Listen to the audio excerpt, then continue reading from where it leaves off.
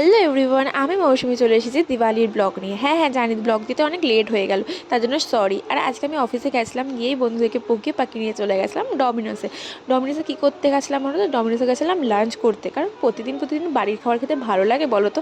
আজ ছিল সোমা দেবপ্রিয়া দি আমার সাথে। তারপর ওখান থেকে ভালো করে ভরপেট পিৎজা খেয়ে বাড়িতে চলে এসেছিলাম। বাড়িতে এসে এই দুর্গাপুজোর এই নতুন ড্রেসটা পরেছিলাম, যেটা আমার দুর্গাপুজোতে পরা হয়নি। তারপরে ফটোশ্যুট কমপ্লিট করে আমি গেছিলাম একটু বাজি ফাটাতে। বাজি কিন্তু আমি ফাটাতে পারি না, শুধু ওই তারাবাটিই ফাটাতে পারি। তারপরে গেছিলাম শ্মশানে। হ্যাঁ, আর বিস্তারিত ব্লগ, কিন্তু বড় ব্লগ আমি অলরেডি পোস্ট করে ফেলেছি, ঝটপট গিয়ে দেখে আসতে পারো।